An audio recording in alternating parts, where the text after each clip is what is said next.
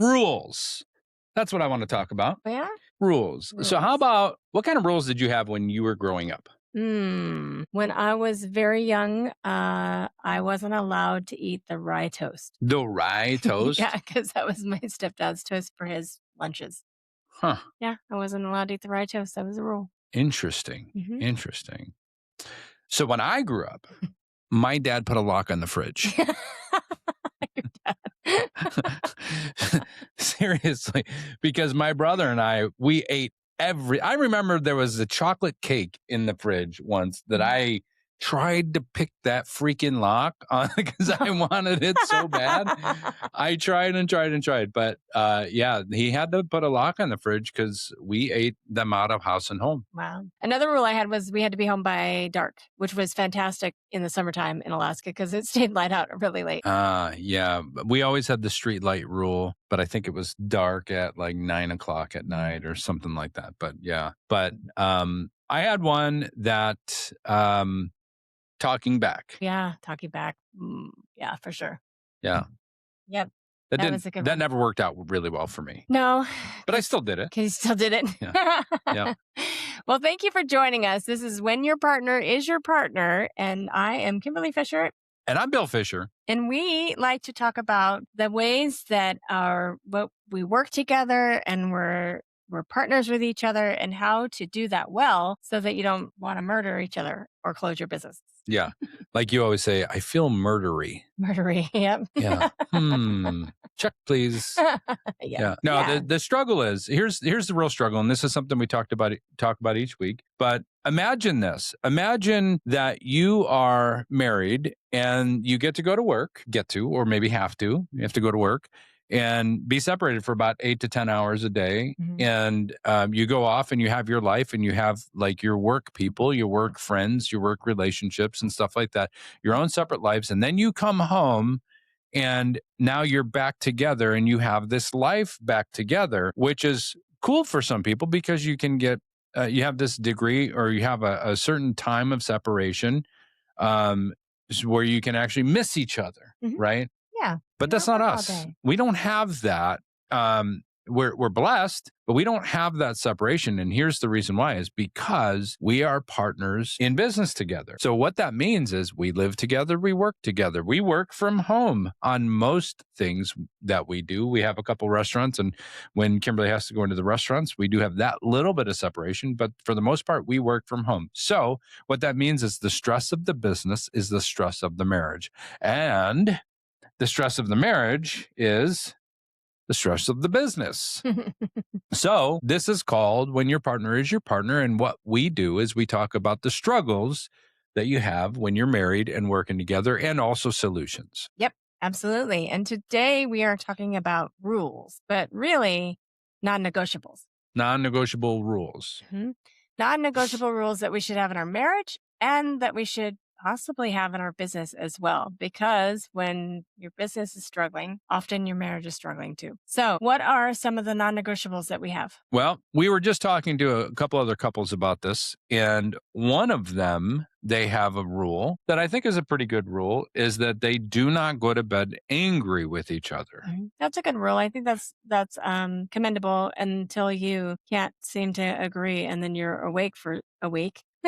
Yeah, what if you piss me off right before bed? Now I Right. can't go to bed? Now I can't sleep. Yeah. Yeah. Well, basically, the rule is that you still say "I love you," and we'll talk about this in the morning.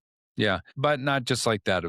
It needs to be a little bit better than that. And the reason is because that could be like an avoidance thing. I love you, but we'll talk about it in the morning. Right. Oh, no, you don't. Yeah. No. So what the rule is, the non-negotiable rule is for this is you have this discussion before an argument happens. You talk about what's going to happen because when you're arguing, you can't just make up rules because no one's going to abide by them. Mhm. Right? The rules have to be set into place before the argument. Hey, if we get into an argument and it's late at night and we're obviously not coming to an agreement, let's look at each other in the eyes, hold each other's hands and say, look, you mean more to me than this argument. It is important that we take care of this, but I really need to get to sleep and let's pick it up tomorrow after we've had a little bit of time Perfect. and coffee. Yes, definitely coffee. Yeah. Right. No, that's a good non-negotiable. I agree. And the reason why it's important is because sometimes one of one of the spouse is a heavy sleeper that doesn't really need to have reconciliation to sleep. And the other is somebody that She was pointing to her, by the way, for the podcast. For the people who can't see, she was pointing to her. She doesn't need to. She was like, I can go to bed. I'm we fine. can talk about this tomorrow. Yeah. Whereas Bill is like, One of the no, things she likes to say is, I want to put a pin in it.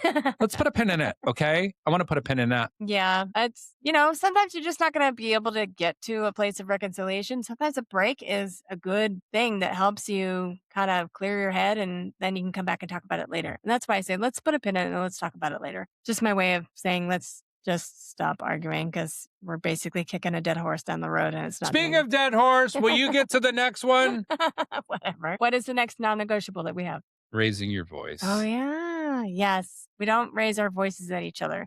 If one of us starts to get elevated and feeling like they need to speak louder, the goal is to help both of us calm back down because the louder you get, the less I think you are actually communicating. Actually, and what's happening when you raise your voice with someone? Usually the person that's raising their voice is doing it because they don't feel like they're being heard. They don't feel like they're being heard. They're trying to assert themselves into the situation. They want to make sure that they're in control. Could be, yeah. When you get louder than the other person, if I get loud and then you get louder than me, what are you trying to say? You're just trying to go over the top of me, and obviously, it's somebody wants to win, and no one wins when someone wants to win. That's true. Yeah, you're just gonna you might win this little battle, but you're gonna win the whole war. Yeah. Yeah. So getting loud is it's a warning. It's a someone is feeling unheard or they're feeling like they want to win.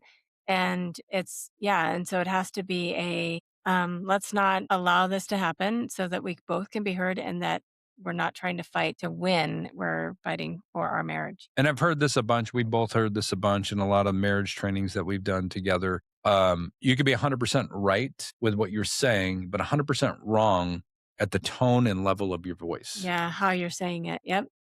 Yep. And and the other person, which I mean, really what you want is you want to have understanding and compassion between the two of you when you're having an argument. And if you are doing that screaming, you're not getting the outcome that you're hoping for. So how do you get the situation to stop? Like if I start screaming and I'm at the top of my voice and I'm pissed off, what are you going to do? So I can't control you. Mhm. I can only control myself. So I try to make sure that my energy level is calm. Mhm. And then sometimes I point it out. Hey, you're getting a little loud. Calm down. Yeah. Calm down. That works. Yeah, calm down. No, I just say you're getting a little loud. And or if it's, enough, I will say I'm not going to communicate with you when you're like this. Sure. Yeah. And I think a good way to do it, like you said, when you started out is you show the energy you want back. Yeah. Hey, listen. So if I'm talking to you and you're raising your voice and you're like really loud and I just keep talking to you like this at this level, you're gonna have to like shut up so you can hear what I was just saying. Because True. I'm not trying to match you. Right. And also, you just naturally, I mean, people just naturally start to match each other's energy. The louder you get, the louder I get. The Mhm. louder you get, the louder I get. Mhm. But if I come down and I bring the energy back down again, you're going to want to match that. Or if you're not ready to match that, then I set a boundary and say, we need to take a break. Yeah. Yeah. Yeah. If it gets way out of control. I mean, these are non-negotiables. We're talking about, okay, when a non-negotiable is in place and it gets broken, what's the next non-negotiable? What's going to happen? What's going to happen is if it gets heated enough to the elevated point is, hey, I didn't sign up for this and I'm not going to sit here and listen to you beat me up like this. And if you want to keep going, go ahead, but you're going to be doing it to an empty room. Right. Let's talk again when you're cool. Yeah. And you can say it in a nice way that isn't like attacking. Yes, for sure. But yeah, you can, I agree. It is. And you know what you could do? You could chat GPT it because I don't always have the best things to say. Like Yeah. Chat, help me not sound like an idiot. What do I need to say here? If you're in the middle of a heated argument, you go, hey, I need a break. I'm going to go use the bathroom and then jump on my chat GPT to see what I need to say next. Mhm. No. Why is he being such an idiot? You got to be careful. Chat wants to make you happy and he'll tell you that you are, that you're always right and your spouse is always wrong. Mm. So yeah, I would Does be he? careful with the AI I'm going to devices. reprogram her chat. It's going to be so good. Okay, another non-negotiable that we have is we don't call each other names That's right. ever. That's not fair. I think it's a really abusive and nasty way to treat each other. And so we decided a long time ago that we needed to stop doing that. That wasn't allowed and it doesn't get us to the goal. The end goal is that we have reconciliation, that we have understanding, compassion, that our marriage is better. You're not going to get there if you're using words like that. What's another word that we don't use? Divorce. Yeah. No divorce. Not even crafty, packaged ways of saying divorce, like, I don't want to do this anymore. Those are terrible things to say that all they do is they inject insecurity into your marriage and they make that other person feel like they can never trust you. And if you want to really have a solid, strong relationship that has that connection, you can't use words like that. Mm-hmm. Yeah. So, all right. What's another non-negotiable? Boundaries. Okay. So boundaries in, let's say, relationships, first of all. So we have a non-negotiable that I don't hang out with anyone of the opposite sex. Me too. Yep. So whenever we are in control of that, we're not intentionally going out to, like, I'm not going to go have coffee with a guy because it's a boundary that I have. I do 100 or I have a goal to have 100 coffees and it's all women.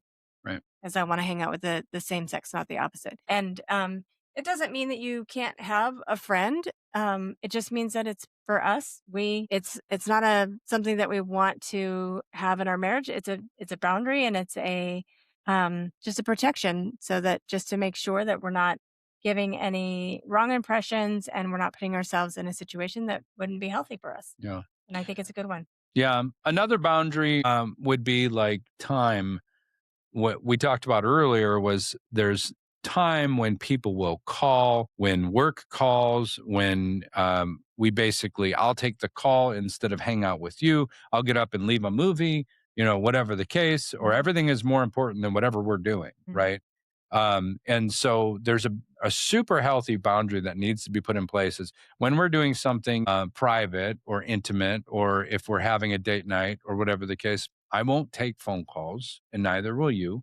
And also we won't allow certain people to call us pets certain times. Yeah, I actually turn my phone on do not disturb. So you have to really call like 3 times in a row to even get through. So yeah, it's just boundaries that we set in place to keep, because you never want to allow, especially not work. Work can consume you, and being business owners as we are, we're part of a lot of the decision makings.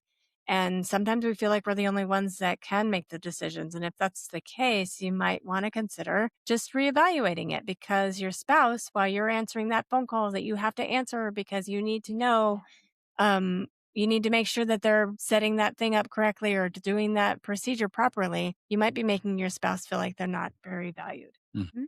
Yeah. They're not as important. Yeah. And then one of my last is closing loops. That's a tough one in our relationship because I'm a serial entrepreneur and maybe close to as bad as you can get. When I see an opportunity, I'm excited and I'm like, oh, I want to do that now. That looks amazing. Yeah. Yes, I will sell tickets to whatever out of a hot air balloon. That, yes, people will buy that. And I'm going to now go into business doing that. And so I have to have discipline and I have to close loops before I open new ones. That may be a great business, whatever it is, but it's not for me and it's not for right now. Right. And that's wise, I think. That's just maturity, just realizing that you can only do so much. And I love the adventures that we go on. I love that Bill does have open loops because I'm not an open loop kind of person. I like to build systems and have everything very, very predictable. And uncertainty is just as necessary as certainty in life. And so having you a part of my life makes my life better, and it helps me to grow and expand, and it also helps me to appreciate when we do have certainty. And so one of our non-negotiables for me is we have an emergency savings. And that makes me feel better when you do have open loops, because I know that we've got money in savings. You feel safe. Makes me feel safe. A little security. Gives me security. So, yep. So the last thing that we want to talk about is setting up a non-negotiable in your marriage and in your business. What is one thing that you know that you definitely need to implement in your business or in your relationship. Like this has been a hindrance for us for a while. And we need to talk about this and we need to put in this boundary or this non-negotiable because it's detrimental. It needs to happen. Absolutely. So that's your challenge. And here's how you bring it up. I feel when you fact. Mhm. When you do this, it makes me feel this. It's not attacking as much as you would think it is. It's basically saying, this is how I feel when this fact happens. Mhm. And how can we create a solution? It's the biggest thing. Yeah. Don't just bitch about it. Don't complain about it. Right. Come to the table with a solution. I feel this when you do this or when this happens. So here's a solution that I would like to explore. Right. Or maybe you can ask, what is a solution that we can put into place so that this isn't an issue for us anymore? I love it. I think it's great. That's your challenge for this week is to think about we all should have our non-negotiables. We should have something that we have in place that we have decided that this is very, very important for us to protect our marriage and our businesses and keep them healthy. And we will see you next week. And that is a non-negotiable. Thanks.